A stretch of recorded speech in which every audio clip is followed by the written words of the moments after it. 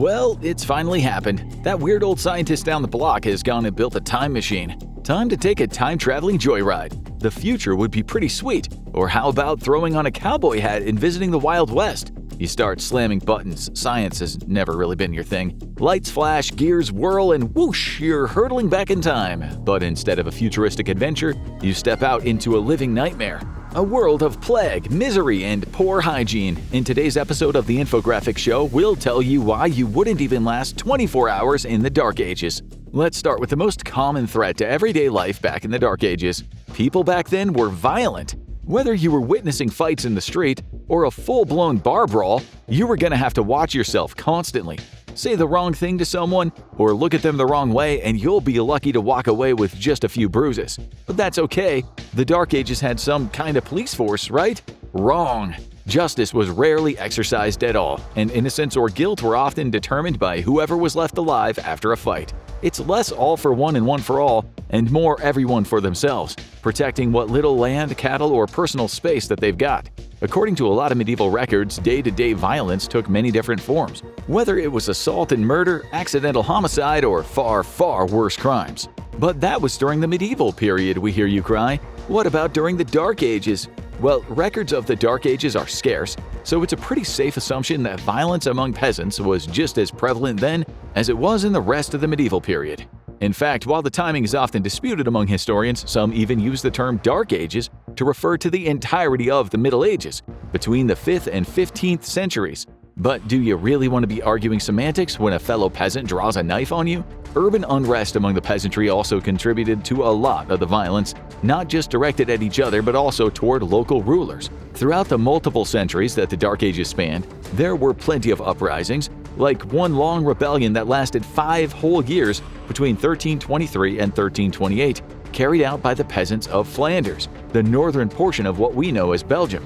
And that's not to mention the number of blood feuds between individual families, some that lasted for generations. Take Wales, for example. If a nobleman had a political or dynastic rival, that person could find themselves being blinded, killed, or even castrated just to settle a dispute over land or money, or simply to usurp the position of someone in power. Throughout the Dark Ages, much of Europe followed a form of Christianity, and any who held beliefs that went against those teachings were considered guilty of heresy. This included members of other religions, like Jewish and Muslim people, who were widely persecuted and killed as heretics. Numerous kings, missionaries, and soldiers embarked on entire holy wars against those who didn't share the beliefs of Christendom, like the First Crusade between 1096 and 1099, that sought to capture Jerusalem. Over in England, during the late 12th century, anti-Semitism was so bad that many Jewish people were massacred in places like York and London, and even outright banished from the country in 1290 by King Edward I. And if you're thinking, well, I'm an atheist, so surely that means I'm safe, then don't be fooled. You'd likely still be punished for not believing in God altogether. Oh, and by punished, we don't mean scolded by a priest.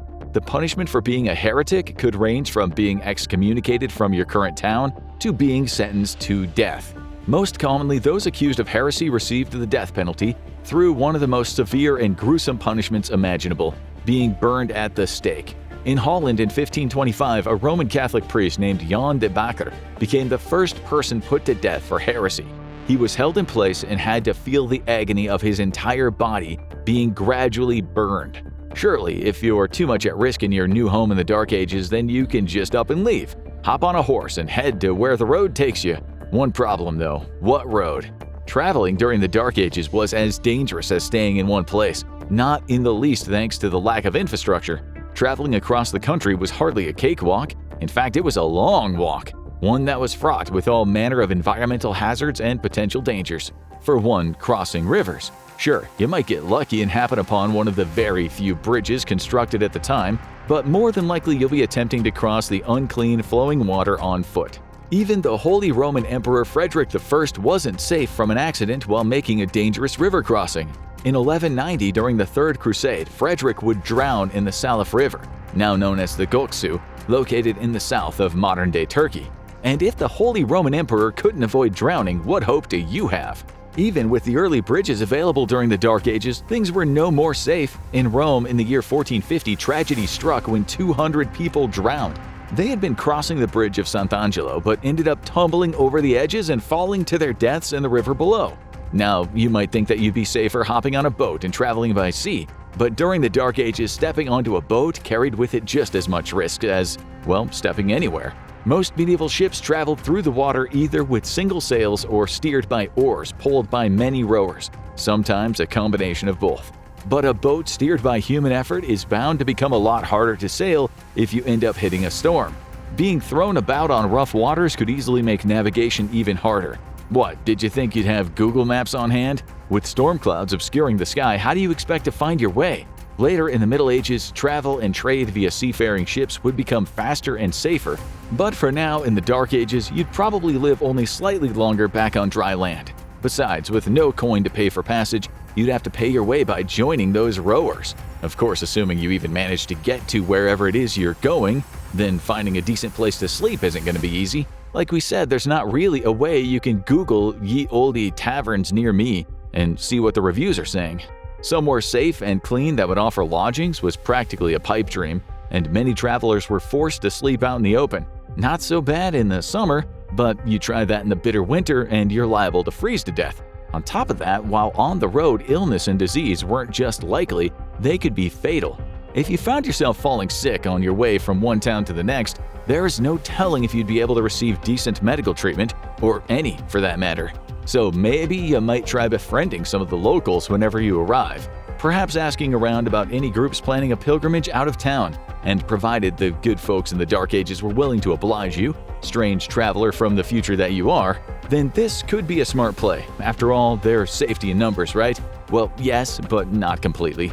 Moving as a group would still leave you open to being robbed or killed by bandits out on the road. That is, provided one of your new traveling companions didn't decide to kill you themselves. On a long trek on foot, you're not going to get very far without food or water. But access to either isn't likely unless you're able to find an inn, monastery, or other lodgings on your journey. Even then, running out of food and water could force you to try to steal from someone, probably inciting an altercation in the process. You could try to forage for nuts and berries, but come on, that's risky enough even in the present day. Otherwise, you might have to go hungry, though that might be a misery in itself too. Food and water in the Dark Ages weren't exactly sanitary and safe for consumption.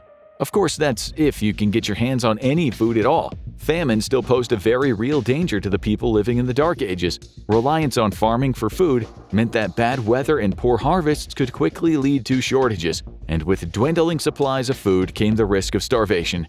Bread relied on successful harvests of wheat, which could be made inedible if mildew was allowed to form on crops. You could also try surviving on scraps though. Hope you like the taste of wild, unclean berries, mildew-damaged wheat, and tree bark. Eating such meager helpings could often lead to malnutrition, your new best friend in the Dark Ages. Even if you could avoid starving to death, families were often followed by outbreaks of all manner of unpleasant disease, from tuberculosis, smallpox, typhoid, influenza, and mumps, to sweating sickness, gastrointestinal infections, and dysentery. Take your pick. Any one of those might seem at least treatable by modern standards, but back in the Dark Ages, those illnesses could be fatal, and they often were. But okay, let's say you make it to wherever you're going and you manage to avoid contracting a disease that you, a person from the present day, definitely doesn't have the immune system to cope with. You stay on good terms with your fellow travelers, even the one with the intense stare and blood stains on his tunic, and you take extra time to steer clear of all the bodies of water just to be safe. It's hard, but it's definitely possible. On average, a traveler in the Dark Ages could expect to cover between 15 to 25 miles on foot per day, that is. With a horse, you'd only be looking at covering slightly more ground, roughly 20 to 30 miles a day, and sailing on a ship, it might take you anywhere between 75 to 125 miles every day, provided the storms didn't get you. But here's the thing, when you arrive in a new town, things are not going to be much different. Travelers in the Dark Ages and medieval period would often get caught up in regional disputes, or even roped into fighting in regional wars, provided you didn't just get thrown in prison for causing another fight when you arrived. After all, unless you've brushed up on every medieval European regional dialect, how else are you going to communicate to the locals?